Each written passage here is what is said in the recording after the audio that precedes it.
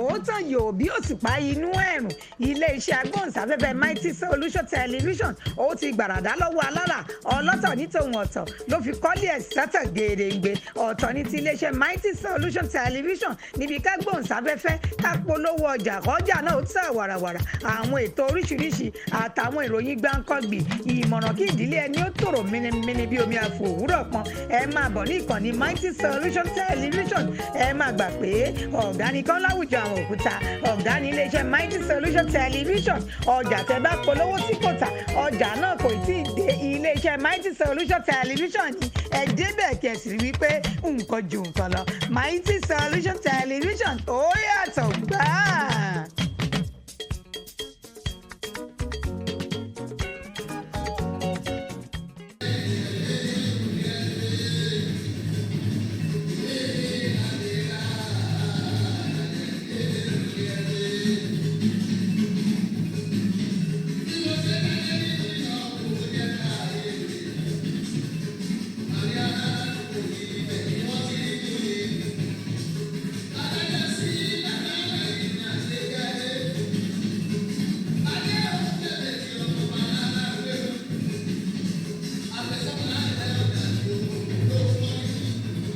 Mo kí gbogbo ojú tó ń wò mí lọ́jọ́ tòní àti etí tó ń gbọ́ mi lọ́jọ́ tòní ojú tẹ́ fi ń wò mí ò ní fọ́ bẹ́ẹ̀ ni etí tẹ́ fi ń wò mí kò ní di.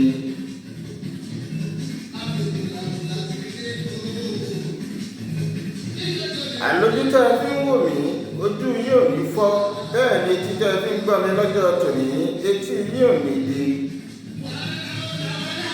Orúkọ tèmi Ọlátúnjí Àlàmú Ìkòyí ìṣọ́ni ní ọmọ àdílẹ̀ gbogbo ibi nìṣẹ̀rẹ́ Ìkòyí ọmọ agbọ̀nyàn ẹ̀ṣọ́ òríkúsá ní ní ọmọ àdílẹ̀ kíkú tó dé ìrè lọmọ jagunjagun tó ń ṣiṣẹ́ ogun fọ́ba. Ẹ káàbọ̀ sórí ètò yín ètò wa ètò káròrún láti iléeṣẹ́ Mighty Solution TV.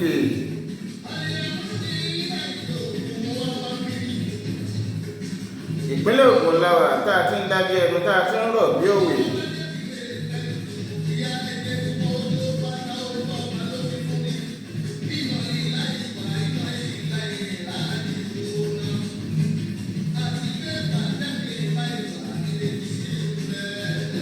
Ẹ̀yin tẹ́ bá ń wò mí lórí YouTube lọ́jọ́ tòní ẹ bá mi tẹ̀ subscribe sórí ẹ̀. Ẹ bá mi pín ètò yìí kó délé kó dóko kẹ́ ẹ bá mi láìkí ẹ̀. Ibi tó bá yẹ kó dé ẹ bá mi pín ètò ìdílé kẹ́ ẹ bẹ̀rẹ̀ sí ní share káàkiri.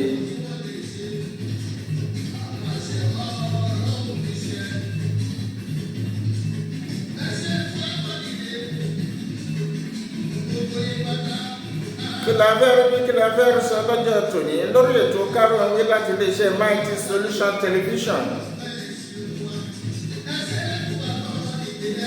Yorùbá bọ̀ wọ́n láìsí bẹ́ẹ̀ láì bá wọn dá sí i nípa ọ̀rọ̀ tó ń lọ láàrin Alhaji Wasiu Ayinde àtàwọn àfá àgbáyé. Òun ni mo fẹ́ sọ ọ̀rọ̀ lé lórí lọ́jọ́ tòní.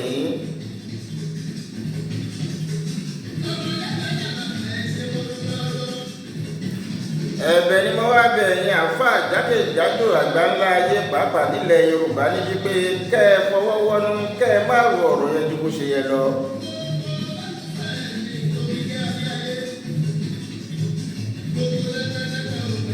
Ọ̀rọ̀ tọ́lájí Àyìndé Wasiu tó sọ sí tó bí yín nínú ẹ má rò ó ju bó ṣe yẹ lọ. Àwọn ẹ̀kọ́ tó ṣe pàtàkì tó wà ń bẹ̀ ní kí ẹ jẹ́ kí gbogbo àjọ kọ́ lọ́jọ́ tòní.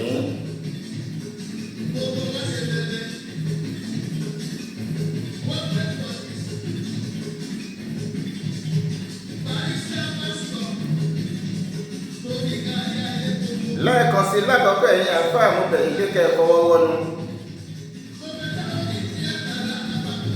Mo fẹ́ kí ẹ rántí pé Ànábì Muhammad tó sọ pé ẹni tó bá gbégbá orókè nínú ìjà kọ́ ni alágbára bí kò ṣe ẹni tó bá borí ẹ̀mí rẹ̀ nígbà tó ní sùúrù.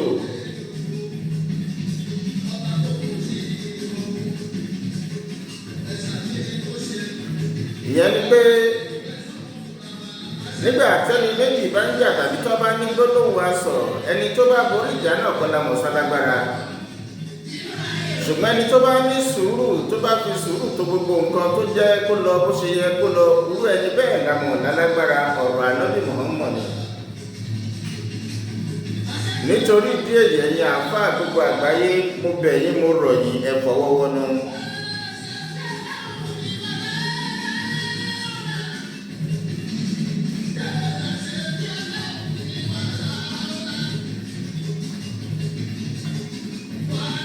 Nítorí ìdí èyí mo bẹ̀ yín pé kẹ́ ẹ má bínú sí Alhaji Wasiu Ayinde. Mo fẹ́ kẹ́ ẹ mọ̀ pé nínú gbogbo èdè lágbàáyé pátá èdè Yorùbá ló ní àpọ́nlé púpọ̀ jùlọ. Àmọ́ téèyàn bá mọ èdè yìí lò dáadáa tàbí kó mọ̀ ọ́ sọ dáadáa bó ṣe yẹ kó lo èdè yìí tí kò bá lò bẹ́ẹ̀ ó lè kó ìṣòro bá onítọ̀hún.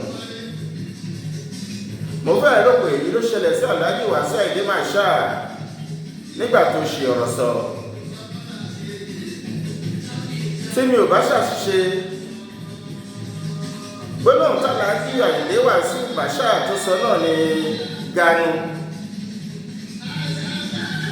tó sọ pé àwọn àáfàá àgbáyé tí wọ́n lọ síbi òkú ìyá rẹ̀ ganu síbi oúnjẹ.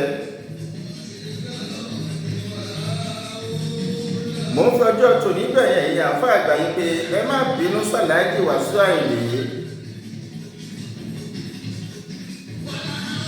Àṣìlò èdè ni, àṣìsọ èdè ni, kò mú àsìkò tó yẹ kó lo gbólóhùn èdè yìí, ìdí nìyẹn tó fi kó ìṣòro bá. Ìbéèrè kan rèé, ṣé ọ̀rọ̀ ibú ni gan ni tàbí ganu? Ṣé ọ̀rọ̀ ibú ni ká lo ganu? A lè pè ní ọ̀rọ̀ ebú, nígbà míì a sì lè lò ó bí ọ̀rọ̀ àpọ́nlé.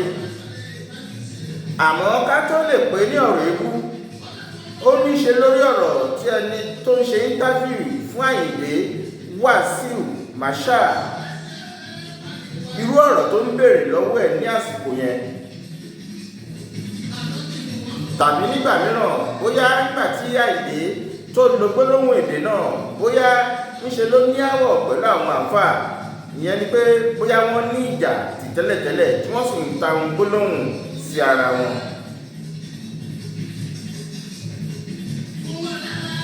Àmọ́ kò dájú pé irú eléyìí ṣẹlẹ̀ bẹ́ẹ̀ rárá, nítorí pé àwọn àáfàá tí wọ́n wá síbi òkú ìyá Wasiu Ayinde ọ̀rẹ́ jọ ni wọ́n ti jọ ń ṣe wọléwọ̀de tẹ́lẹ̀ kí wọ́n tó lọ síbẹ̀. Mo fẹ́ kẹ́ ẹ kọ́kọ́ gbà pé olórin ni Alhaji Wasiu Ayinde. Gbogbo ìgbà tí olórin bá sì fẹ́ sọ̀rọ̀, àwọn àṣà èdè ọ̀rọ̀ orin ni wọ́n máa ń sábà lò nínú ọ̀rọ̀ wọn.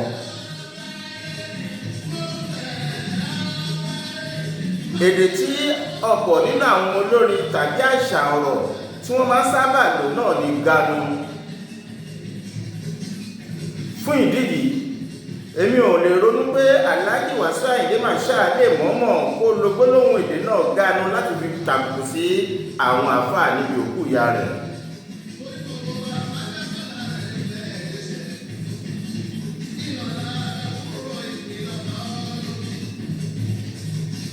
Ohun tó dá mi lójú ni pé Alhaji Ayinde Wasiu Marshal ó lè má ka gbólóhùn yìí sí bàbàrà. Ìdí nìyẹn tí mo fi sọ pé èdè Yorùbá ṣòro lò gan-an.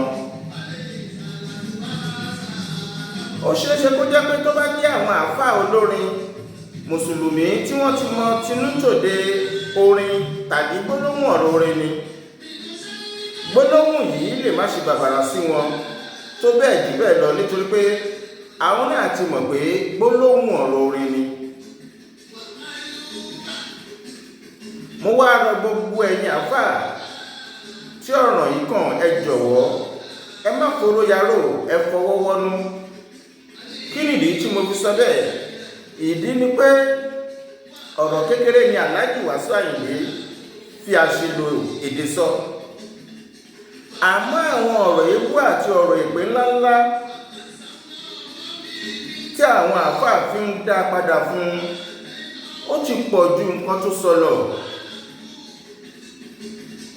Ó wá dàbí pé ẹ̀yin àti Alhaji Wasiu Ayinde ẹ ti wá di bákan náà torí pé ọ̀rọ̀ èébú tí Wasiu sọ lẹ́yìn náà fi ń dá padà fún un. Ẹ kọ́ ẹ̀kọ́ lára Ànábì Ìsá. Mo fẹ́ kẹ́ ẹ kẹ́kọ̀ọ́ lára Ànábì Ìsá. Kí ló ṣẹlẹ̀ tí mo fi sọ pé ó yẹ kẹ́ ẹ kẹ́kọ̀ọ́ lára Ànábì Ìsá?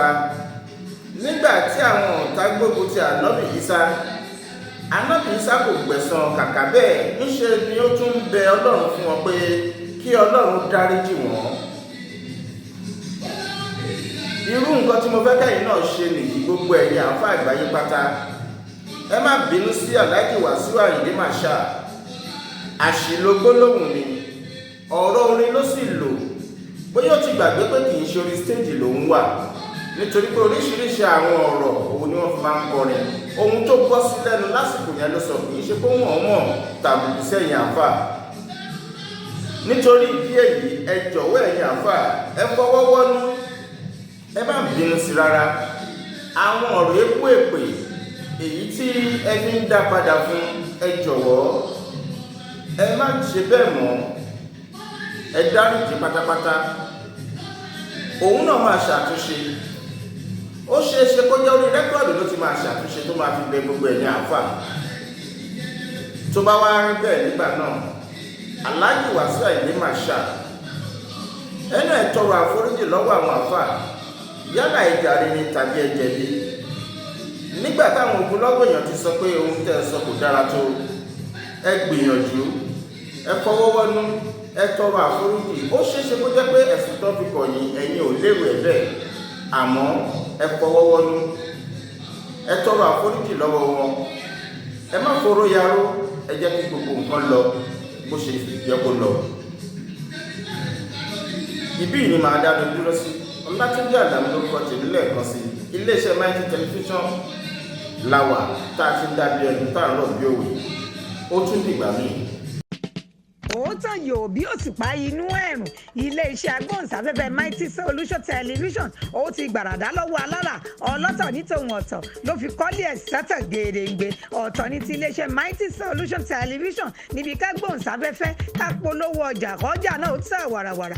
Àwọn ètò oríṣiríṣi àtàwọn ìròyìn gbáǹkọ́gbì, ìmọ̀ràn kí ìdílé ẹni ó tòrò mímímí bí omi àfò òwúrọ̀ kan. Ẹ máa bọ̀ ní ìkànnì Mighty Solution Television. Ẹ máa gbà pé ọ̀gá nìkan láwùjọ àwọn òkúta, ọ̀gá ní iléeṣẹ́ Mighty Solution Television. Ọjà tẹ bá polówó tí kò tà, ọjà náà kò tí ì dé iléeṣẹ́ Mighty Solution Television ni. Ẹ débẹ̀ kẹ̀sì rí wípé nǹkan ju nǹkan lọ. Mighty Solution Television ó yàtọ̀ gbáà.